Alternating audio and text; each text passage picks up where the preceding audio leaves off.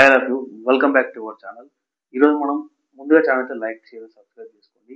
ఈ టాపిక్లకు ఎక్కువ టైం తీసుకుంటే ఏంటంటే 2003లో జరిగిన ఒక అతి పెద్ద స్కామ్.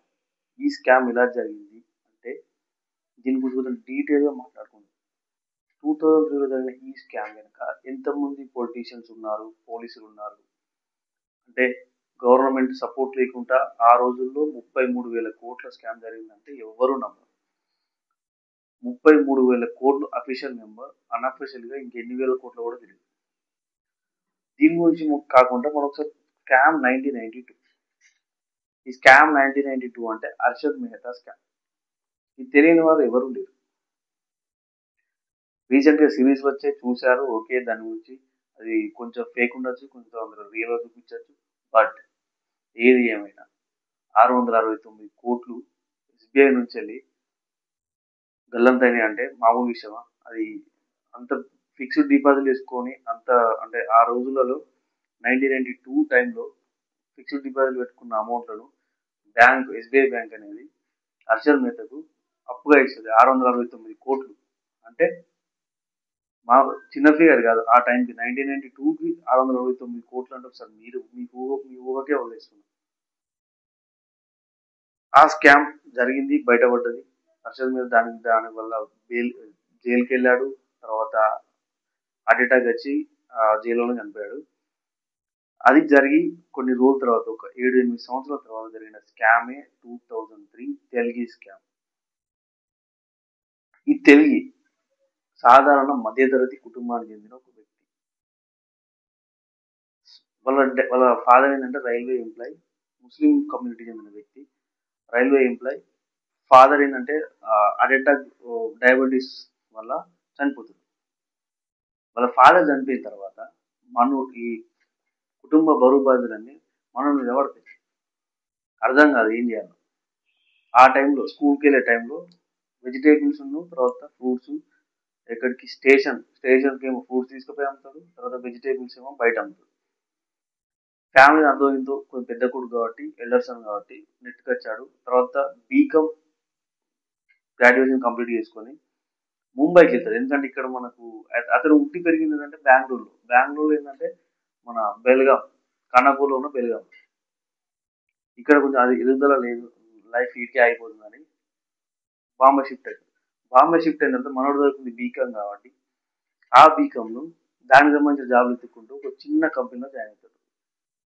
సాధారణ జీతం సరిపోక, తర్వాత ఈతం సరిగ్గా వర్క్ చేయక ఆ కంపెనీ వాళ్ళు మనోడు తీసేస్తారు. తెలియ అప్పుడు బయటకు వచ్చిన తర్వాత ఒకటి ఆలోచించుకుంటాడు, నేను ఇండియాలో ఉంటే డెవలప్ అయ్యేలేను అని సౌదీ అరేబియాకు 7 సంవత్సరాలు పోతాడు.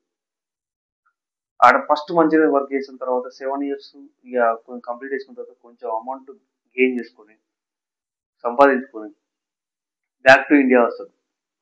ఇండియా వచ్చిన తర్వాత ఏంటంటే మనోడికి ఫేక్ పాస్పోర్ట్ల ఎందుకంటే మనోడు వేరు అదే కదా, సౌదీ అరేబియా ఏంటంటే ఫేక్ పాస్పోర్ట్ల ద్వారానే పోతారు కదా నార్మల్గా.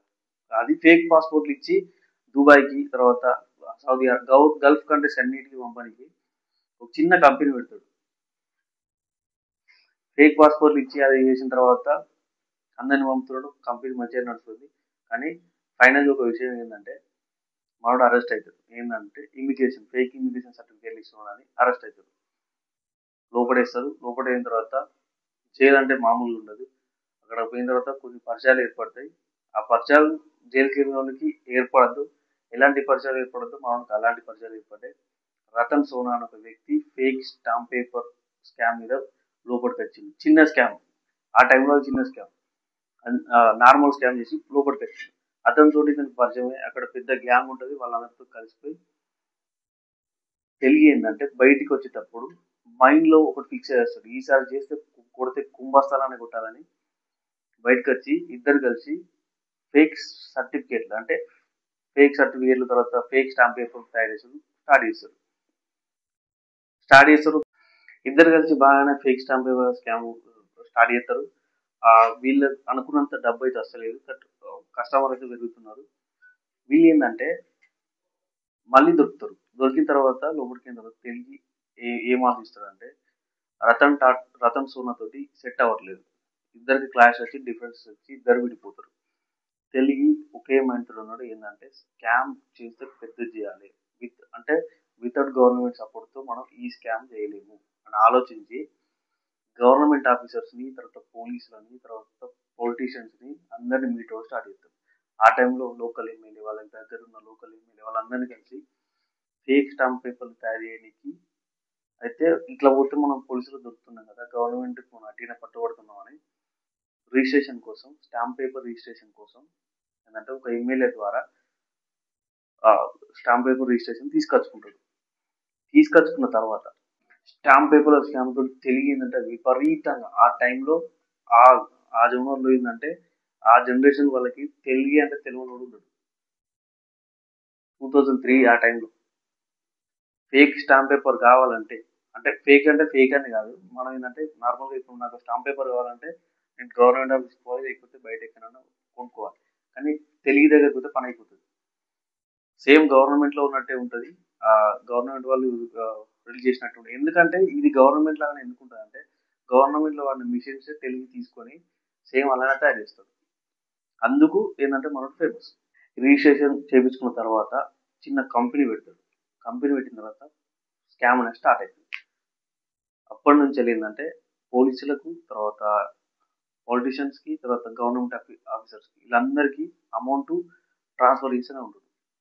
కొన్ని రోజుల దాకా ఏంటంటే వీళ్ళతో వీళ్ళకు పరిచయం ఎక్కువ ఏర్పడి ఆ టైంలో 33,000 కోట్ల స్కామ్ చేసింది. ఈ స్కామ్ చేయడానికి ఇతనికి ఏం చేసింది అనేది ఇప్పుడు మాట్లాడదు. ఈ స్కామ్ చేయడానికి మనోడు లోకల్ ఎమ్మెల్యేలు వాళ్ళకి కలిపి ఏంటంటే గవర్నమెంట్లో వీళ్ళకు ఎవరికైనా స్టాంప్ పేపర్ కావాలంటే ఓన్లీ తెలుగు. ఇది ఇక్కడనే కాదు, 19 రాష్ట్రాలకు 19 రాష్ట్రాలలో మనోడు ఏంటంటే fake stamp paper business start చేస్తారు. 19 రాష్ట్రాలకు డిస్ట్రిబ్యూట్ చేస్తారు fake stamp papers. Original stamp పేపర్లకు ఫేక్ స్టాంప్ పేపర్లకు పక్కన పెడితే రెండు సేమే ఉంటాయి. ఆ రేంజ్ తయారు చేస్తారు. ఆ గవర్నమెంట్ అక్కడ ఉన్న కొన్ని యాక్షన్స్ లో ఉన్న మిషన్స్ తీసుకొచ్చుకొని కొంతమందికి అమౌంట్ ఇచ్చి లంచాలు ఇచ్చి ఆ మిషన్ తీసుకొచ్చుకొని సొంతంగా ఆఫీస్ పెట్టుకొని ఇంత పెద్ద స్కామ్ చేసింది. దీనికి సపోర్ట్ చేసింది గవర్నమెంట్ 100%. ఈ స్కామ్ ఇట్లనే కొనసాగుతూనే ఉంది. ఏమైందంటే 2001 ఆ టైంలో ఒక పబ్ లో ఒక ఇన్సిడెంట్ జరుగుతుంది. తెలుగు ఏంటంటే రెగ్యులర్ గా పబ్కి వెళ్ళేవాడు. అక్కడ ఒక పబ్ డాన్సర్ కి 97 లక్షల రూపాయలు ఇస్తాడు ఒక్క నైట్ కి. 97 లక్షలు ఇచ్చిన తర్వాత తెల్లారి హాట్ టాపిక్ తెలుగు. ఎందుకంటే అంత అమౌంట్ పొలిటీషియన్ కూడా వెళ్ళదు. 97 లక్షల రూపాయలు ఇస్తాడు డాన్స్ క్లబ్ డాన్సర్ కి. ఇక అప్పటి నుంచి తెలుగు కష్టం స్టార్ట్ అయింది. ఈ అబ్దుల్ కరీం తెలుగు చేసిన ఒక్క పెద్ద మిస్టేక్ వల్ల పట్టుబడిపోయిండు. తర్వాత కొన్ని కేసులు అరెస్ట్ అయ్యిండు. ఫేక్ స్టాంప్ పేపర్ రిలీజ్ చేస్తున్నాడు అనేది. దీని వెనుక ఉన్న పోలీసులు, తర్వాత పొలిటీషియన్స్ వీళ్ళందరూ కూడా బయటకు వచ్చారు. ఒక్కొక్కరుగా పేర్లు మొత్తం బయటకు వచ్చేసింది. తెలుగు ఏం చేసిందంటే తెలుగుకి ఒక నార్కో టెస్ట్ పెడతారు. అది ఒకసారి మీకు స్క్రీన్ వేస్తే కూడా నార్కో టెస్ట్ ఎవరెవరు పేరు చెప్తారు అనేది నేను మీకు చెప్పగానే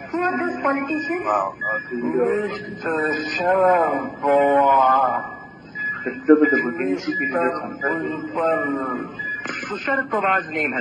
ఆ టైంలో ముఖ్యమంత్రి ఉన్న శరద్ పవార్ వీళ్ళందరూ పేర్లు బయటకు వస్తాయి. ఈ స్కామ్ 2003 33,000 కోట్ల రూపాయలు విత్ గవర్నమెంట్ సపోర్ట్ తోనే జరిగింది. ఇంకొక మీకు మంచి ఇన్సిడెంట్ ఏంటంటే, మీకు షాక్ అయ్యే ఇన్సిడెంట్ ఏంటంటే, మన తెలుగు రాష్ట్రం నుంచి అది కూడా టీడీపీ పార్టీ ఆ టైంలో ఫామ్ లో ఉన్న టీడీపీ పార్టీ, రూలింగ్ లో ఉన్న టీడీపీ పార్టీ నుంచి అది ఒక వ్యక్తి ఉన్నాడు మినిస్టర్. ఆ విషయం తెలిసిన తర్వాత చంద్రబాబు నాయుడు గారు ఆ మినిస్టర్ ని డ్రాప్ చేశాడు. ఈ వ్యక్తి కూడా అందులో పాత్రుడే, శ్రీకృష్ణ యాదవ్. ఇతను అంబర్పేట చెందిన వ్యక్తి. ఇతను కూడా ఆ స్కామ్ లో భాగస్తుడే. ఇదలా జరుగుతుంది. అప్పుడు ఆ విషయం చేసిన తర్వాత సిబిఐ ఏంటంటే ఆ మినిస్టర్ ని డ్రాప్ చేసిండు. డ్రాప్ చేసిన తర్వాత అతను చాలా పార్టీలు తిరిగి ఇప్పుడు ఏ పార్టీలో ఉన్నాడో తెలియదు. ఓకే. అయితే ఏంటంటే ఈ స్కామ్ 2003 తర్వాత మనోడికి ఒక టెస్ట్‌లో హెచ్ఐవి పాజిటివ్ కూడా వస్తది తెలియక. హెచ్ఐవి పాజిటివ్ వచ్చిన తర్వాత లైఫ్ మొత్తం చేంజ్ అయిపోతుంది. తెలివి ఏందంటే వ్యవస్థను వాడుకొని 33,000 కోట్ల స్కామ్ చేసిండు. మామూలు విషయం కాదు. 2003 ఆ టైంలో. ఇదంతా బయటకొచ్చిన తర్వాత రీసెంట్‌గా అంటే కొన్ని సంవత్సరాల క్రితం 2017లో తెలిగి మరణించిండు. With hypertension and diabetes తోటి. 20 సంవత్సరాల హైపర్ టెన్షన్, డయాబెటిస్ అనేది మనోనికి అటాక్ అయితేనే ఉంది. హార్ట్ అటాక్ తోటి లాస్ట్‌కి చనిపోయిండు జైల్లోనే. జైలు జీవితం అనుభవించిన తెలిగి జైల్లోనే చనిపోయిండు. తెలిగి స్టోరీ విన్న మీకు తెలిసింది ఏంటంటే గవర్నమెంట్‌ని మీరు ఎంత వాడుకున్నా గాని లాస్ట్‌కి వచ్చేవరకు గవర్నమెంట్ ఏం చేస్తదంటే చేతులు ఎత్తేసి ఎవరైతే స్కామ్‌లో ఉన్నారో వాళ్ళని ఎక్కిస్తది. ఇది Telugu story. Thank you for watching. Please do subscribe.